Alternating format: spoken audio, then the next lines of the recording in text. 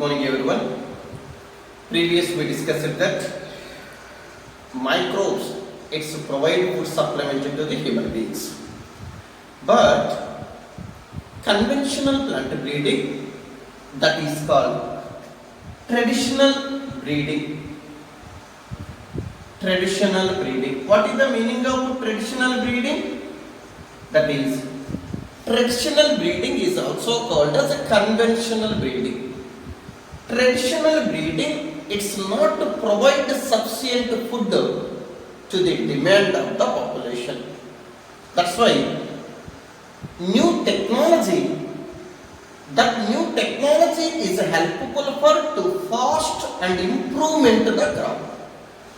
That fast improvement to the crop, that new modern technique we called as tissue culture. Tissue culture is the modern technique, modern technology. It's the responsible for fast and improvement of the crops. More number of crops are produced. First we will discuss. So what is the tissue culture? Tissue culture is also called as micropropagation. Micropropagation. What is that? Micropropagation. First definition once you see. Tissue means it's a group of similar cells. We call it as tissue. That is culture. Means more number of plants are produced by using single cell or tissue. Single cell or tissue with sterile condition. Sterile means without microbe in the limited space, limited area, we called as tissue culture.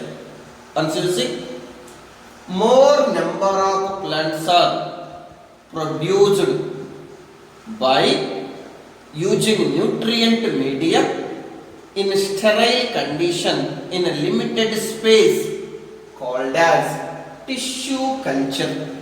Come to here, within this limited space we can produce more number of plants. That's we called as micropropagation. Previous we discussed that vegetative propagation, vegetative reproduction. Vegetative reproduction we called as macropropagation. But this one is micropropagation. So, tissue culture is also called as what you call micropropagation.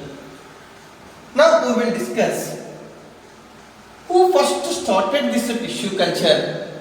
That fellow is one of the scientists, Haberland. Who is that fellow? Haberland. Haberland is first done the part of the plant which gives rise to plants in artificial synthetic medium. Who first done that? That fellow is, that scientist is Haberland. But another, here you see, total the cell or tissues are cultured in the laboratory, in the in vitro condition, in a nutrient medium. But here, in 1950 onwards, scientists is studying how plants are produced with help of this technique. How can it is propagated? How many number of plants are produced?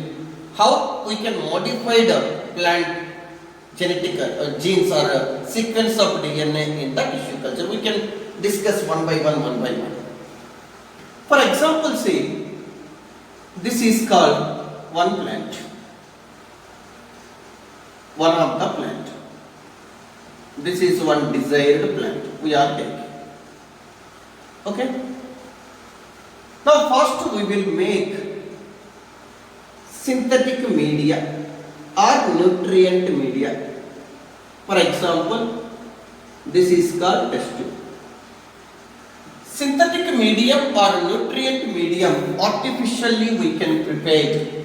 This is everything nutrient medium in the test tube. This nutrient medium, it's prepared with help of maybe agar and carbon source, that is called sucrose, amino acids, minerals, vitamins and essential amino acids. This everything included in this nutrient medium. Culture medium or nutrient medium is composed of agar, sucrose, carbon source. Carbon source we are using here, amino acids, minerals and vitamins. Everything we are using here. Now once you see, along with that we are using PCR. What is the PCR? Plant growth regulators, phytohormones. Mostly plant growth regulators using here auxins and cytokinins. Especially cytokinins we are getting from coconut milk. Cytokinins we are getting from coconut. You know, coconut milk which consists of cytokinin. That's why coconut water we are using in this medium. Carbon source is sucrose. Cytokinin source is coconut milk. We are prepared nutrient medium in this test tube, in the laboratory. This medium, this total technique is done in a free microbial condition, sterile condition or aseptic condition. Aseptic condition or completely sterile condition we are doing. That's why its nutrient media is safe from the other microbes. And in this medium, for example, this desired plants we want 50,000 plants need. This plant, what plants number more need, that plant onwards we will take small pot. Maybe you take a tissue or maybe you take a cell, that we called as explant. What is that name? Explant. What is the explant? The part of the plant maybe cell or maybe tissue, which is used in tissue culture, which is used in the culture in vitro condition, that part, either cell or tissue, that we called as explant. What is explant? The part of the plant, it may be tissue or may be cell, which is used in the culture in the laboratory, that we called as explant. Okay, explant we are using here. With help of these source, this explant is divide by what divisions? Mitotic divisions or meiotic divisions. The somatic cells, either leaf, either stem, either root. Only somatic cells we are using. That's why these are divided by what divisions? That we called as mitotic divisions. Mitotic divisions is occurred from this explant. This cell, it's divided to give more cells, mass. This group of cells we called as, what you call that group of cells? Unorganized mass, undifferentiated mass, that we called as callus. What you call? Callus. Callus is the undifferentiated, unorganized mass. It's developed from dash explant. What is the callus? Unorganized or undifferentiated mass developed from explant. Understood here? Now, this callus is present in this nutrient medium. Now, what happened? Morphogenesis occurs. What is the morphogenesis? Development of root, development of shoot. That is shoot formation and root formation occur.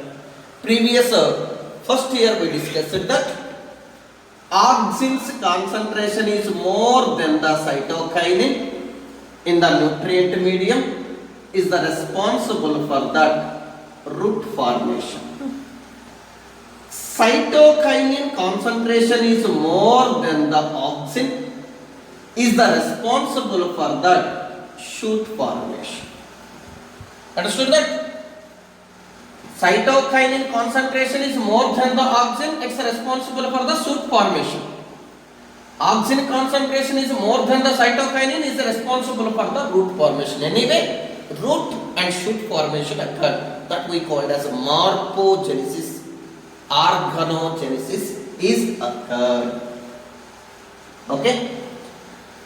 This organogenesis or morphogenesis occur.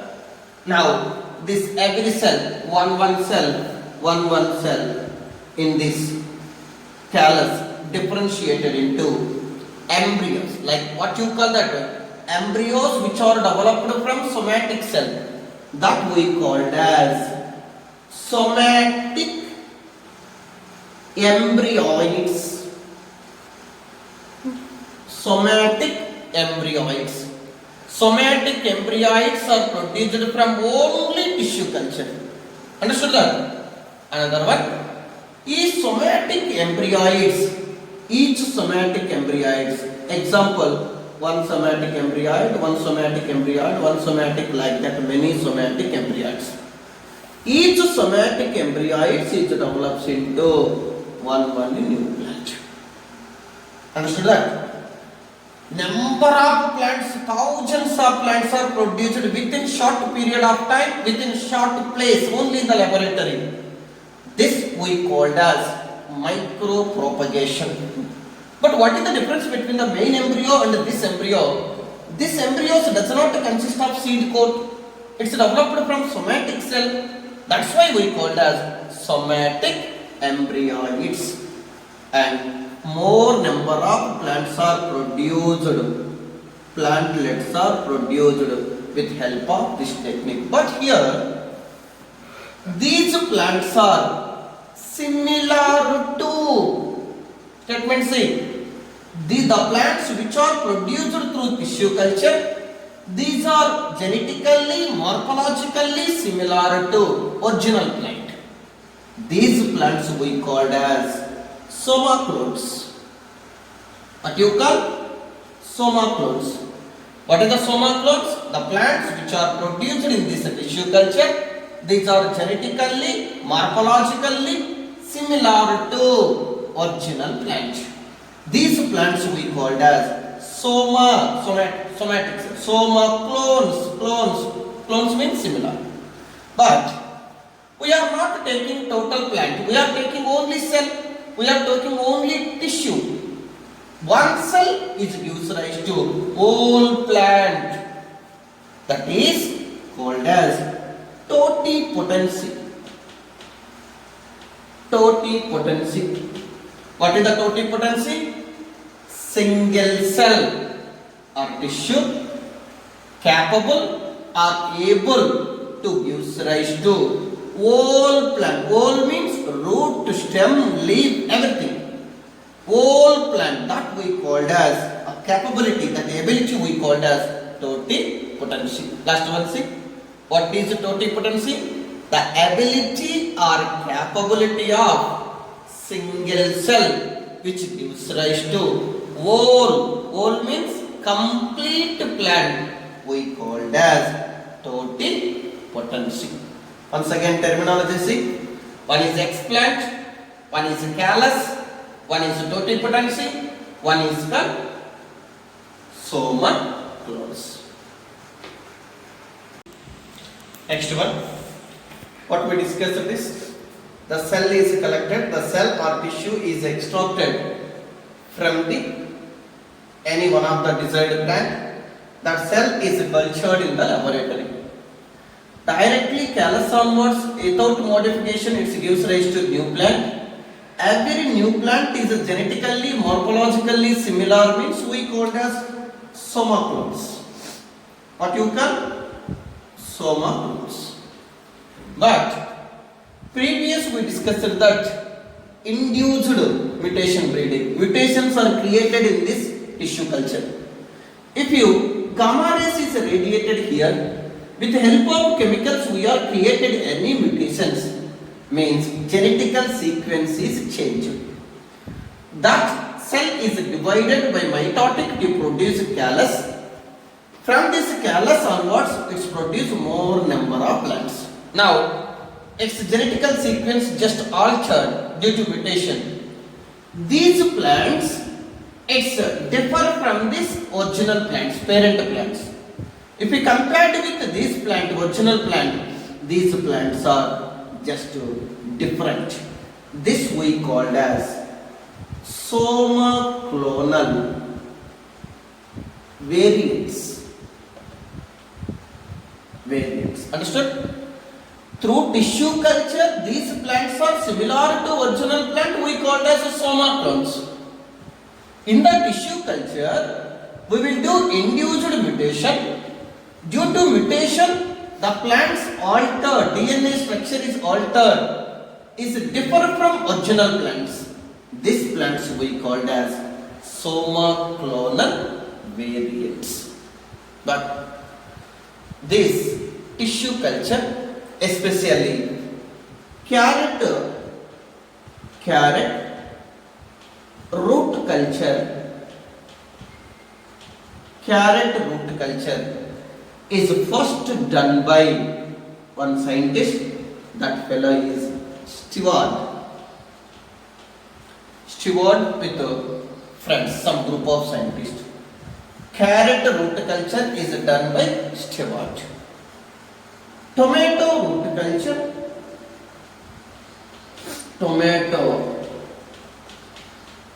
culture, it's done by White, scientist White.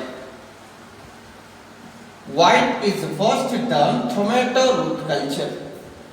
Stewart is first done carrot root culture. But anyway, this culture is favored mostly in the 1950s time. It's studied by more scientists with tissue culture. But here very important one. Tissue culture technique is the responsible to produce more number of desired plants. More means improve the number of crops. Previous plant breeding is responsible to improve the crops, but it's limited. Number of plants is limited. But with help of tissue culture technique, we can produce more. Number is more with help of this modern technique. Another one here. It's the one of the important. If you take diploid vegetative cell, diploid plants are produced. You understood that? Callus is diploid. If you take explant is diploid, callus is diploid. Somaclones also diploid. If you take haploid in the culture medium, haploid means what we are taking?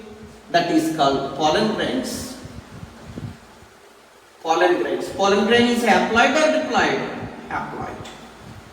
If you take pollen grain as the explant, pollen grain if you use as the explant, these plants are haploid plants are produced.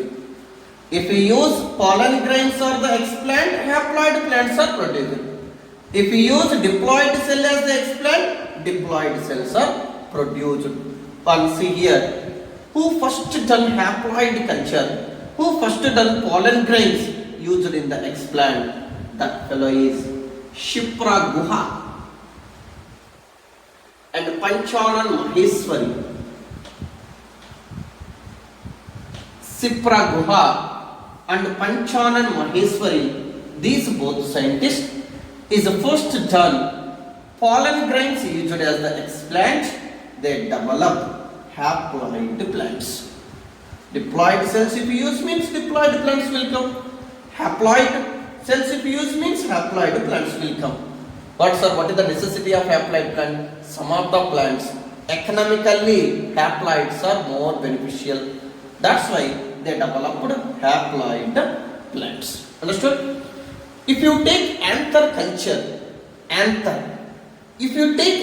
culture, matured anther culture, what plants are produced? Haploid plants will come or diploid plants will come?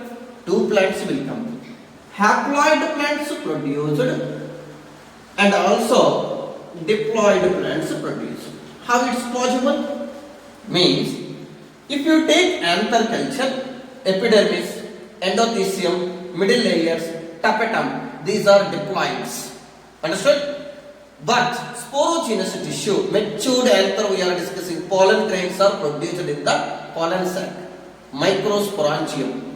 Pollen grains are helpful to produce haploid plants. Anther wall is responsible for to produce diploid plants. That's why if you take anther culture, both plants are produced. Haploid plants developed and diploid plants developed.